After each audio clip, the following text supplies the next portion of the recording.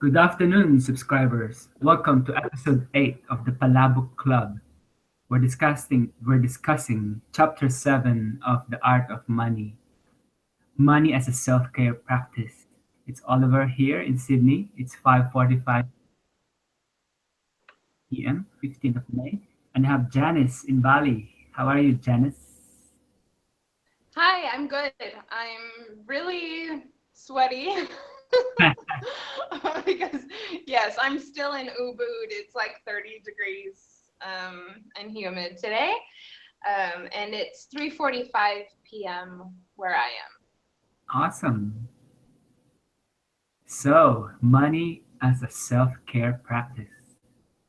What's your take on it, Janice? Um, this it's definitely getting to the parts of the book that are just stretching me more and more each time. I was feeling as we've been going along that I really, really wanted to get to this part of more of the practical stuff. And now that we are getting there, it's uh, it's really it's really challenging for me, and I'm feeling a little bit blocked and feeling like the actual work is really starting. Mm, So and I'm grateful for that. In the very beginning of the chapter, um, she says that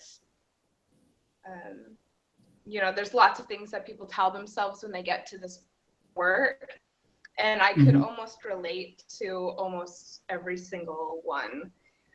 Just for the listeners, this is the part where we start to integrate different practices into our week, month, and year that have to do with sort of the practical aspects of money. mhm, mhm. And I don't have any of these practices in place for myself right now. And I'm feeling, like I don't know where to start. I'm feeling super, super stuck. And there was a few things that she mentioned that would probably trip you up. And I related to being bored. Like I just feel like I check out completely. Um, I don't think I'm capable of Ah, this. Um, mm, I was always really not very gifted in math, although I'm like a language and writing person. When it comes to numbers, it's not my thing. Um, Not feeling like you have enough money to even put a tracking system in place. I'm like traveling in the tropics. It's not like I have multiple streams of income and tons of expenses that I'm, concerned with right now. um, Feeling like almost as though I'm not really smart enough to do this, ah. and that it would be much more comfortable for me to ignore it. So, yep, that's where I'm at. But I'm totally also excited about finally doing it, which is why we started this in the first Awesome. So yeah, place. uh, Sorry for babbling. no, no, it's getting real. But Yeah, so it's you, real. It's for sure. it's getting there. So it's getting to the actual action steps, which is Yeah, yeah. kind of refreshing Which in is a a way. lot different than just saying, "Oh, this is how I feel about money." Oh, Mhm. this is done with all like the conceptualizing that we've done and actually putting it into place. A lot different of a feel to the chapter and everything. Yeah, and I like when so you've said all the attitudes before people begin, but I like what she says here, which I highlighted. If we wait until we're completely ready to do something, we'll never do anything. I Transform have that life takes highlighted as courage. well. It takes striving for what feels just a smidgen. I like that word, smidgen. I haven't used that. I'll start using that. Or too out of reach over and over again. That's what makes this money work a practice. What do you say to that? Well, I actually wanted to personally thank her because she really carries the whole the whole attitude of baby steps through onto this chapter. And even though I felt myself getting quite overwhelmed, by the end of the chapter, I felt just really calm and comfortable. And I really appreciate her approach to this whole thing. You can really, really tell Uh-huh. as you're reading this book how many hundreds of people she's probably helped through these exact same things. And it's really great. It's just really refreshing. It makes me really comfortable. If this was, a different approach, I probably would have stopped at this point. But yeah, I really felt also really confident in the fact that I don't have to do it all today. I don't have to do it all this week. I mean, hopefully I don't have to even do it all this month or year, because Uh-huh. my life is in quite a big transition. Really okay with that. Awesome. And oh, which reminds me, I actually had her as a guest in Complex Humans, and she talked about all how she came up with all everything in the book. And yeah, you're right. It I was haven't gotten to listen yet, so thank you so much for reminding me. Oh, I feel horrible. yeah, no, yeah, it's good. She actually shared everything how she came up with all the methods, and you're right. It was born out of her own experience and also out of working with 10 people at a time, which grew into 100. And it was tested. Yeah, I can tell. It was battle But tested. even still, I know some coaches and gurus who have worked with hundreds of people who don't make you feel this way when you read things from them. Yeah. In Yeah. fact, sometimes you read some things from, gurus or leaders or experts, and you even feel more overwhelmed because you think, oh, I can't possibly, get to that level. But actually, almost with every page, and especially by the end, made me feel a lot better about actually initially feeling quite clueless. Not initially, even at the end, I still felt clueless, and I was like, that's okay. Yeah, and if you watch that episode, you'll see that that's who Barry is. She's just like that. So you could feel her Cool. presence. I will. Thank you. And what I also like what she did is how she redefined money practice. It's like Yes. she reframed it. So she reframed it as a new definition. Instead of a terrifically tedious, stressful, and painful monstrosity that I should do even though I hate it, the new definition is everything I do on an ongoing basis to help bring more clarity, peace of mind, and success to my money relationship. Something that helps me maintain my money relationship as a steadfast and supportive part of my life. Something that is constantly evolving, uniquely mine, and deeply nourishing. Something that gives me continual feedback about how aligned I am with my values and intentions, and continues to refine my self awareness, enhancing every moment and aspect of my life. I get the very best support of my money practice that I can, and in turn, it supports me in every area of my life. Thank you. How cool is that? Now you I want, have that highlighted as well. after hearing that, now Yeah. it doesn't sound so bad. In fact, you want I to do it. loved on this how she talks about. About what? Oh, sorry, it froze for a second. Yeah. On the very next page, she talks about living in Boulder and Yeah. how, you'll if you go there, you'll hear the word practice surprisingly often. And Yeah. I've circled around in these communities for a while. In fact, like I told you, I lived in Santa Cruz for a while. I've sort of floated around in hippie communities and communities where practice is a big part of the lifestyle. And so I Yeah. really loved I really loved what she said about living in Boulder. Yeah. Yeah. Yeah. And then I highlighted, we can take any area or habit in our lives, fill it up with intentionality, awareness, and compassionate discipline, and reap deep rewards.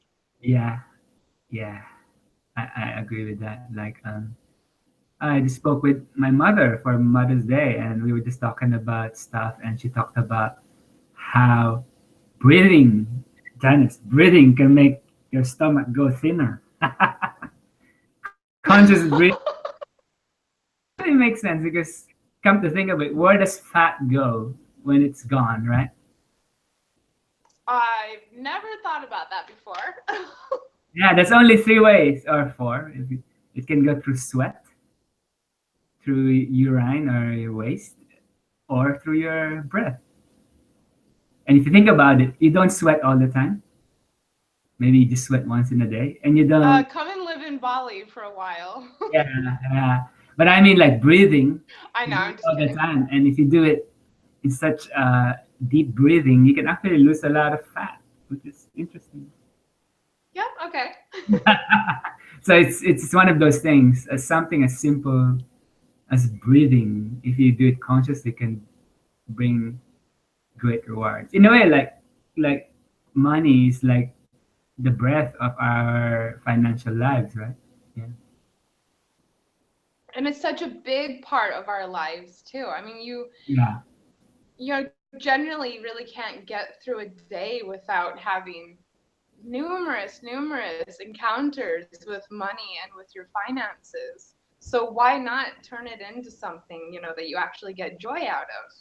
That's true. Otherwise, you're just bumping. I mean, you're gonna bump up against it constantly. Yeah. To be like, So yeah, why not? to be like a blind spot in your life if you don't make it. It is. That's how it's been. Uh, Oh, and then actually that brings me to the next highlight. yeah. What can you if? repeat what you said? You just broke the. Oh, I was just saying that it brings me to the next highlight. Okay. Awesome. What if you could turn your money stuff into a decadent self-care practice? What if all that money drudgery could feel every bit as luxurious as that bubble bath? What if you actually looked forward to your money practice because it made you so much happier, more alive and mindful, grounded in and reinforced your most cherished values? What Nice. if it connected you ever more deeply to yourself, the world around you, and even your spirituality, whatever that means for you? Nice. This is truly possible when we approach our interactions with money as a self-care practice. Hmm. Mm-hmm. Yep, more chocolate and red wine type thing. I think that's the crux of this chapter. It's just that reframing. It's not like all these things we do with money. They're not chores. They can be as a self care. Yeah, that's good. Yep. I like the concept of the date night. And I also Money. noticed that I I think almost every habit or practice that she mentioned for her was taking place at night. And I did sort of have this image in my mind of, her in a dark room with some candles and a glass of wine and, finding lots of pleasure in going through her receipts and, looking at her computer and her balances. And yeah, you can make it sexy as well. Why not? I hope. Yeah. Well, we'll find out when we. Yeah. Yeah, and then she then went on to describe what the self care practice is, and it's something you do with consciously with intention on a regular basis to support and grow. Hmm. I like that definition. So it's a healthy habit that over time provides a cumulative benefit. Oh, The repetition is your friend in self care practice and reveals your progress to you. So we better start this thing going, Janice. yes. Well, it's so true. I actually, since I've been in Bali, I've started a very specific but very wonderful meditation practice that I do every single morning without fail. And it's actually, I do it every day because I almost can't even go on with my morning until I do it. It's like as Yeah. though I haven't brushed my teeth or something. But, It's I time to only include started this. that in the last 3 months. Yeah, it's time to include this. I'm the same. Like with Inside Timer, I'm now almost 100 days straight with meditation practice. I saw that. You said 90 consecutive days.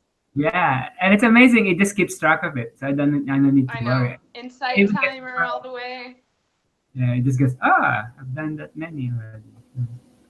So maybe we could do the same with this.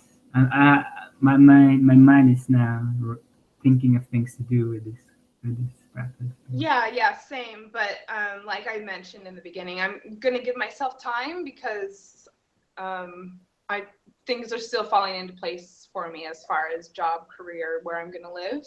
Yeah, So I'm not gonna rush it. I yeah, think yeah, she would approve. yeah, yeah. And I guess it's also when you mentioned that you don't have multiple streams of income and all that. Maybe you can flip the reframe that and saying that by doing all the systems, then you're ready when the thing comes, you're ready to receive it. You know what I mean? Instead of waiting for the Yeah, yeah, it's true. I do feel like I would like a little bit of guidance, especially because I'm, relocating to a foreign country where I don't have, experience paying taxes and things like that. Mm, So I do feel like I'd like to sit down and sort of get some advice or some tips from someone. At the same time, I'm not gonna let that prevent me from yeah, getting started. Hmm. and this is but Australia. but yeah, ultimately I'm also going to sort of put that out there that try and call someone in who can guide me a bit. Yeah, yeah, and that's also good. Yeah, yeah. She also mentioned that actually in this chapter, if you need help. But then I had to catch myself because as soon as I thought I want to call in some type of mentor or accountant or something, then I immediately got all anxious thinking, oh, I can't afford that. Like I'm never going to get going. Yeah, and anyway, like if you deal with accountants, they won't do the work for you. They'll just, you know what I mean? They'll just you still have to do the you still have to bundle your receipts. Like they want you just Yeah, that's fine.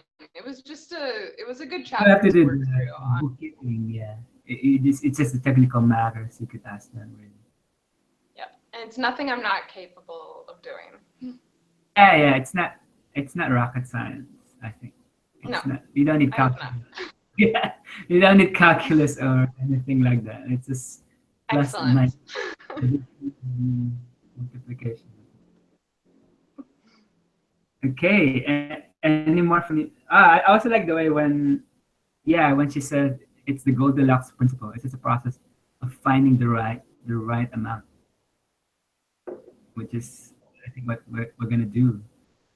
Because some you don't too little or too much is not it's not really the right thing, but it's just finding the right amount of money practice. Yeah. Yep. Which is why starting with even something that you just do once a week, I think is good for people who might feel a little intimidated or overwhelmed by getting started.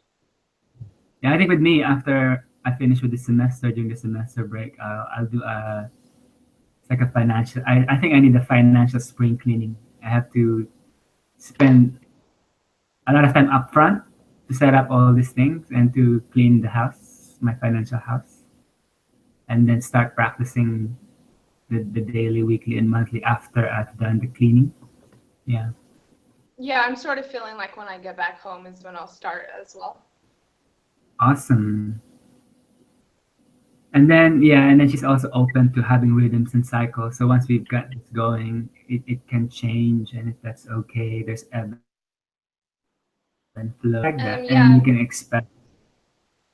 last time we spoke, I think I mentioned that I had experimented with doing like a daily tracking of everything I spent, and Mhm. it's not my cup of tea. And so I appreciated her reinforcing that you can try things. It's all experimental in the beginning, Yeah, and until even you after find you the do right things for a year, until you find the you right can always switch it up. yeah until you find the right technique or the right system that works for you. And funny enough, in one of my classes, someone was sharing about they were designing actually financial systems for a bank, and what their insight was, people it's easier for people to think in buckets To or think in what? buckets instead of Okay. banking. because like this bucket is for expenses, this bucket is savings. It's friendlier than budget, you know. You So okay? yeah, so there's something there, you know, to think in a way to make it easier or conceptually to deal with budgeting. Because when you hear it's really stock and flow, you know. There's this stock and then this is flow. So yeah, so Yeah, for this some people, I mean, what are my everyone is stocks? different. What are the flows, right? Yeah. Yeah, this is a good I design really problem. loved how she included the part about her and her husband being so different with their approaches. Ah, yeah, yeah, yeah. She's Yeah, analog and he's that was so brilliant of her. And I'm divorced. I was married in a previous life, is what I like to say. And I related to her and talking about her husband, because that's exactly how my relationship was. He would get on with the spreadsheets and, coding all of the cells and everything and making, which I thought it was super sexy, actually. But for me, no way. yeah, I can relate to And that. I'm sure that so many people can relate to that. Yeah, like it's a stereotypical male overthink thing. You do all this for, and then the woman just goes, but it's just like that, and you go, oh shit, yeah. Have all this Yeah, I esoteric don't know form what it is. What is it about men that makes men like spreadsheets so much? because it's like tinkering. It's like having a shed, you know, but a virtual shed where you could tinker with the tools, you know. It's more Okay. about the tool, not the yeah. And why is tinkering a masculine thing? It doesn't have to be, but it's just maybe evolutionary way, you know. Mm-hmm. Okay. I don't know. Hunter gatherers hunting, you try to Just tinker curious. with spears and bows and arrows and stuff. I was listening actually to a podcast over the weekend, and one of the women was saying that like spreadsheets were like a fetish for her. Oh And yeah, it's I know like some friends I could kind of relate to that. I what's don't want that? to do it, but if you can show me your skills, it's pretty hot. Oh yeah, I know Yeah, for accountant sure. female accountant friends who are so good in Excel. And it can be fun once you get the hang of it. Like yeah, once you get like automatic formulas that will color the cell depending on what number you put there, and then yeah, you can do what if analysis and all this. Ooh, sexy. Yeah, once upon a time in my life, I did a lot of Excel. I'm not surprised. Uh, Love it. anything else? And I'm looking forward to. I think she had devotes an entire chapter on money dates. I'm really looking forward to. I do have one more thing. So I read the chapter twice, which I always do in preparation for the episodes. And both times that I read it, I did feel super blocked Mm-hmm. around getting started. And this morning, I reread it knowing that we were going to record today. And it hit me really strong to bring up one of my personal practices, Mm-hmm. which is something called the fear inventory. Yep.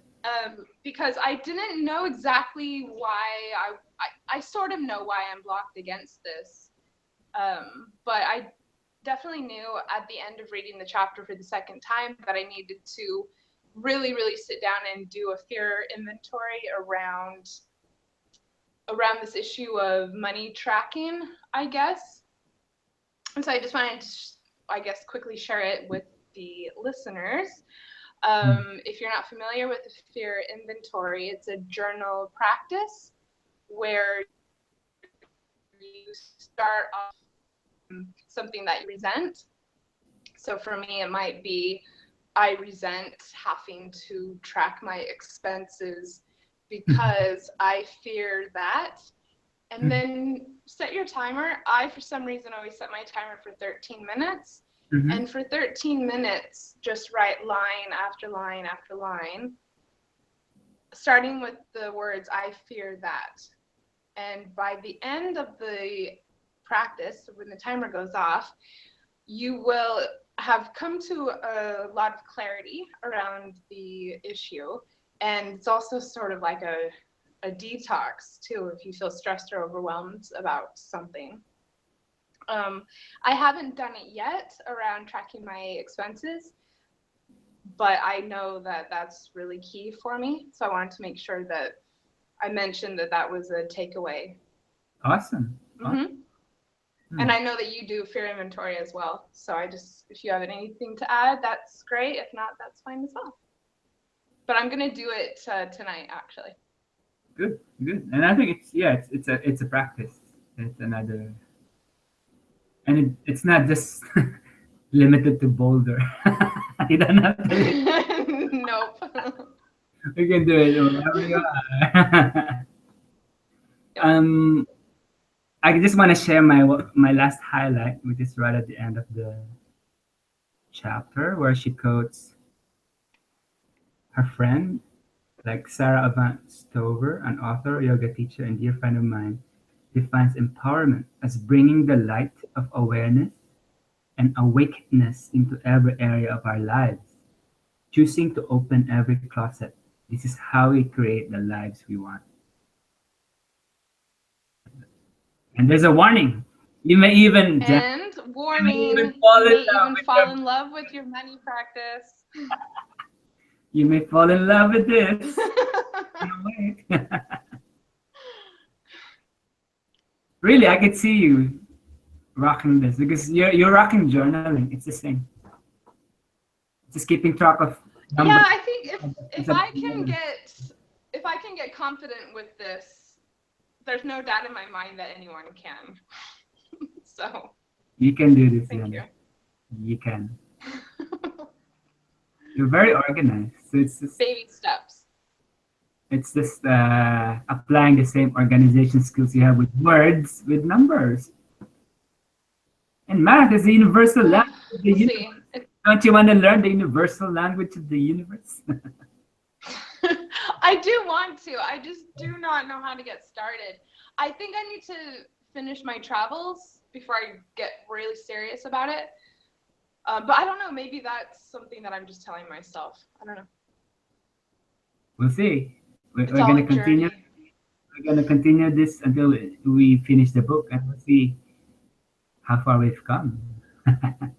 Yes. Yeah. Yeah. Cool. Anything more? I'm done for this Yeah. chapter. That's. I mean, that was a lot, and yes, that's everything.